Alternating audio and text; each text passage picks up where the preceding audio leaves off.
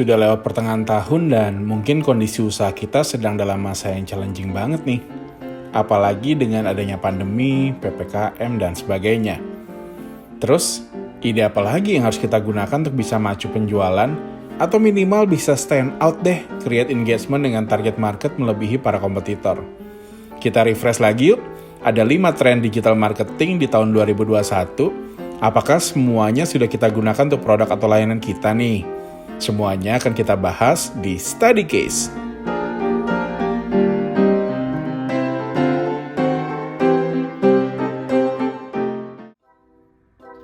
Lima tren digital marketing di tahun 2021. Yang pertama adalah penggunaan e-commerce. Kalau beberapa tahun yang lalu kita sempat dengerin speech-nya Bill Gates ngomong kalau bisnis kita tidak ada di internet, maka bisnis kita akan dianggap tidak ada. Dan hari ini di masa pandemi kayak gini, ternyata pengembangannya bukan hanya sekedar bisnis kita harus ada di internet, tapi gimana bisnis kita bisa dibeli di internet oleh customer kita. Nah itu nggak lain nggak bukan juga salah satunya dengan memanfaatkan e-commerce. Bisa kita membuat e-commerce versi kita sendiri, atau mungkin kita langsung masuk ke platform e-commerce yang sudah ada. Nah, tren seperti ini sepertinya ke depan akan semakin meningkat secara budaya. Dan si Nasdaq salah satunya juga ngomong bahwa di tahun 2040 diperkirakan 95% dari semua pembelian akan dilakukan melalui e-commerce. Sedangkan dari sisi Indonesia, Pak Jokowi sendiri dalam beberapa statementnya menargetkan bahwa UMKM di Indonesia sampai tahun 2024 dia selesai menjabat nanti, minimal 2024 harus ada 30 juta UMKM yang berjualan di e-commerce. So, e-commerce itu penting banget. Tren kedua yang akan kita bahas adalah penggunaan artificial intelligence marketing. Tunggu dulu. Jangan terlalu ngerasa pusing saat kita mendengar sebuah istilah yang kayaknya high-tech banget. Ya pasti penggunaan artificial intelligence ini bisa banyak memberikan keuntungan bagi kita. Mulai dari meningkatkan alur komunikasi antara kita dengan customer, terus juga bisa untuk membantu kita menganalisa data, terus misalnya nih saya baca lagi melacak penjualan sampai memproyeksikan pola perilaku pelanggan. Dalam sebuah case study di company saya sendiri, suatu hari saya dipanggil oleh sebuah bank klien kita untuk membuatkan video tutorial bagi nasabah bagaimana cara menggunakan website resmi mereka untuk bisa lebih maksimal. Setelah saya ngobrol, kita bahas soal fitur dari website tersebut. Wow, penggunaan artificial intelligence ini benar-benar gila banget. Bahkan kalau seorang nasabah masuk ke website tersebut, dan dengan artificial intelligence akan menanyakan beberapa pertanyaan bagi si nasabah.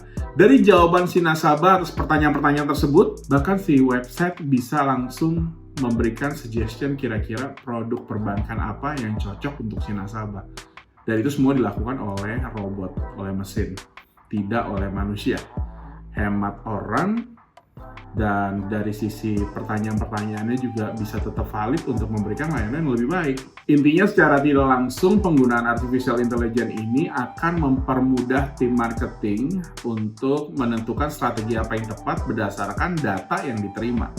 Tren ketiga, digital marketing di tahun 2021 tentunya adalah penggunaan video marketing. Variabelnya banyak banget nih, bagaimana sebuah video marketing bisa menarik minat pelanggan untuk membeli produk atau layanan kita. Bisa jadi durasinya jangan lama-lama, atau mungkin lama malah nggak apa-apa, atau mungkin seberapa detail kita menceritakan sesuatu, atau mungkin juga cara penyampaian, narasinya, angle gambarnya, banyak banget nih yang mesti dipertimbangkan supaya kita bisa menarik perhatian para pelanggan atau bahkan tertarik untuk membeli produk setelah melihat video marketing kita. Yang pasti, beberapa penelitian dan insight dari platform sosial media menyebutkan bahwa penggunaan video marketing membuat engagement rate kita dengan para pelanggan lebih tinggi dibandingkan kita hanya memposting gambar diam atau mungkin hanya sekedar tulisan.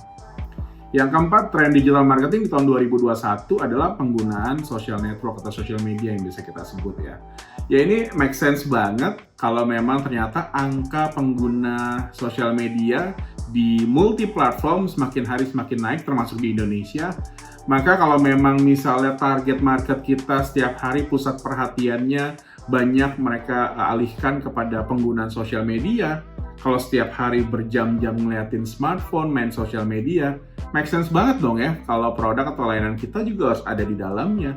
Mulai dari kita juga harus membangun akun kita sendiri atau mungkin menggunakan digital ads supaya saat mereka menggunakan platform yang mereka gunakan atau platform yang mereka suka lihat setiap hari, mereka bisa melihat produk atau layanan kita muncul di situ.